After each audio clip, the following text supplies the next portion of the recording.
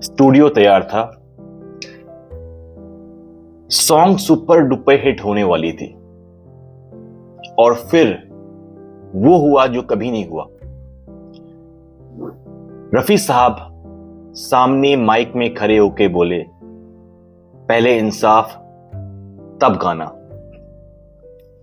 आखिर क्यों रफी साहब ने ऐसा बोला?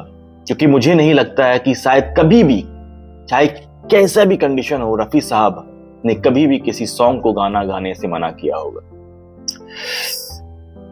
दरअसल ये बात है 1960s की। 1960s में एक मूवी बन रही थी जिस मूवी का नाम था माया। इस मूवी के जो म्यूजिक डायरेक्टर थे वो थे आपके सलील चौधरी, और इस सॉन्ग का जो आपका जो लिरिक्सिस्ट थे वो थे हमारे मजरू सुल्तानपुरी।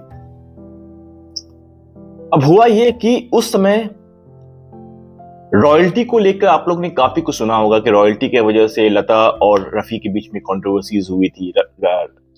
काफी समय ऐसा भी हुआ था इन दोनों के बीच में मिसअंडरस्टैंडिंग हुई थी। मिसअंडरस्टैंडिंग की वजह से ये लोग ने काफी साल तक एक साथ गाना नहीं गाया था। पर इसके पीछे सच क्या है, आज हम उसके बारे में बात करेंगे। और रफी साहब ने क्यों लता जी के सपोर्ट में ये कहा, पहले इंसाफ तब गाना। दरअसल हुआ ये कि अगर ये जो रॉयल्टी का जो मेन जो आपका जो आप ये कह लो कि एक टॉपिक था, अगर किसी ने इसे उठाया था फर्स्ट टाइम, वो थी हमारी लता मंगेशकर। अब लता मंगेशकर का ये कहना था कि सिंगर्स को एक पेमेंट के बाद, जो पेमेंट होता है, इसके बाद उसे कुछ नहीं मिलता है। और जब यहां तक बात होता है आपका म्यूजिक डायरेक्टर का, कंपोजर्स का, जब तक रिकॉर्ड बजते रहता है तब तक उनको लाइफ टाइम उनको रॉयल्टी मिलते रहता है। तो इस बात के लिए लता जी को काफी प्रॉब्लम था, और होना भी चाहिए। फिर हुआ ये कि इस वजह से जितने भी जो म्यूजिक कंपोजर्स थे, डायरेक्टर्स थे, प्रोड्यूसर थे, डायरेक्टर थे, वो लोग बाकी सब सारे सिंगर्स पर प्रेशर कर रहे थे कि ये सोचते हुए कि प्रेशराइज करेंगे हम लोग इसको, तो हो सकता है कि ये लोग दबाव में आकर ये लोग जो है रॉयल्टी के बारे में उतना ना सोचे। अब इस चीज को लेकर जो म्यूजिक डायरेक्टर्स थे, कंपोजर्स थे, उनके दिमाग में यही था कि सॉफ्ट टारगेट से हम स्टार्ट करें, जो सॉफ्ट टारगेट हो, जो सबसे अच्छा और बड़ा सिंगर भी हो, लेकिन वो सॉफ्ट टारगेट हो।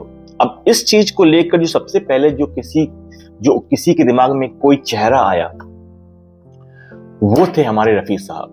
और उसका रीजन ये था कि रफी साहब जो है वो काफी कम बोलने वाले, कंट्रोवर्सी से दूर रहते थे, अपना काम से काम मतलब रखना। तो जब ये लता जी ने जब ये रॉयल्टी के वजह से जब अपना सजेशन दिया, अपना ओपिनियन शेयर किया, तो जितने भी लोग थे, जितने भी लीडिंग आपके जो कंपोजर्स थे, वो लोग ने ये सोचा कि चलो उनको हम सबक सिखाते हैं। और इसके वजह से उन्होंने रफी साहब को, जिस मूवी की बात कर रहा हूं, माया मूवी 1960s में जो बन रही थी और 1961 में ये मूवी रिलीज हुई थी, तो जो सलील चौधरी हैं इस मूवी के जो आपका म्यूजिक डायरेक्टर हैं, उन्होंने रफी साहब को बोला कि आप सोलो गाना गाओ, ड्यूट का हम बाद में देख लेंगे। अब इससे पहले जब रफी साहब स्टूडियो में आए, उससे पहले उनके दिमाग में यही था कि ये जो सॉन्ग है, इस सॉन्ग में लता जी उनके साथ गाने वाली थी, तो इस सॉन्ग में दोनों साथ में गाएंगे। पर जब उन्होंने ये स्टेटमेंट सुना सलील चौधरी से कि आप पहले गा लो, बाद में हम लता जी का देख लेंगे, तो उन्होंने माइक में खड़ा रहकर ये क्लियरली बोल दिया, पहले इंसाफ। क्योंकि उनको पता था कि कंट्रोवर्सी क्या है, रॉयल्टी की वजह से क्या ओपिनियन लोग हर जगह दे रहे हैं। दोस्तों, और जिस सॉन्ग के बारे में बात कर रहा हूं, ये इतनी बेहतरीन सॉन्ग है कि अगर आज भी आप सुन लोगे तो आप बोलोगे कि क्या ही सॉन्ग है, मतलब कि one of the most romantic duet songs ever. ये सॉन्ग का नाम है तस्वीर तेरे दिल में।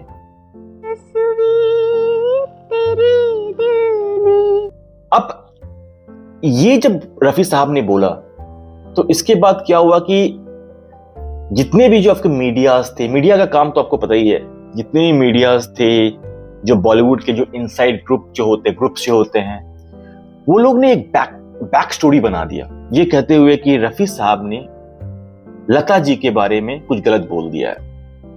हालांकि ये जो पूरा जो आपका जो इंसिडेंट था, इसमें साफ ये था कि रफी साहब he was supporting Lata ji. उन्होंने लता जी का फेवर में कहते हुए उन्होंने कहा कि हाँ, ये सही बात है कि अगर लता जी अगर किसी भी चीज के लिए अपना एक ओपिनियन रख रही है तो आप उनको डायरेक्टली अवॉइड नहीं कर सकते हैं। ये सॉन्ग जो है ये एक सोलो सॉन्ग नहीं है, इसमें लता जी का भी कंट्रीब्यूशन है। तो पहले मैं गा दूं, बाद में हम लता जी से गवा दोगे, तो मुझे लगता नहीं है कि ये कुछ सही जा रहा है। और रफी साहब जो थे वो काफी एक फकीर इंसान थे, एकदम उसूलों पे चलने वाले थे, तो इस वजह से उन्होंने डायरेक्टली ये कर दिया। और यही एक ये जो बैक स्टोरी जो आपका इतना क्रिएट हुआ, इस वजह से लता और रफी साहब ये दोनों ने काफी टाइम तक गाना भी नहीं गाया। पर दोस्तों इसमें यह था कि बाद में लता जी और रफी साहब दोनों इतने एडमेंट थे अपने उस वर्डिंग्स के लिए, अपने उस स्टेटमेंट के लिए, जब उन्होंने ये कहा कि नहीं पहले इंसाफ, तो उन्होंने इंसाफ दिलाया। गाना रिकॉर्ड नहीं हुआ, ना लता जी ने रिकॉर्ड किया, ना रफी साहब ने रिकॉर्ड किया। और ये सॉन्ग तभी रिकॉर्ड हुआ जब इस सॉन्ग के जितने भी आपके जो कंट्रीब्यूटर्स थे, चाहे वो कंपोजर हो गए हैं, चाहे वो लिरिसिस्ट हो गए हैं, या वो सिंगर्स हो गए हैं, वो लोग ने इसका एक सॉल्यूशन लिया और इसके बाद ये सॉन्ग रिलीज हुआ, सॉन्ग रिकॉर्ड हुआ, फिर रिलीज हुआ। और सॉन्ग कितना प्यारा सॉन्ग है ये तो आप लोगों को पता ही है, मुझे बोलने की भी जरूरत नहीं है। तो फाइनली इससे ये पता चलता है कि कभी कभार किसी कलाकार के लिए एक पेमेंट के लिए, एक कोई भी फीस के लिए, उससे बड़ा उनके लिए होता है उनका क्या बोलता हूं, इंसाफ। जैसे कि उन्होंने बोला कि पहले इंसाफ, इसके बाद ही ये होगा, तो उन्होंने सबको झुका दिया इन दोनों ने।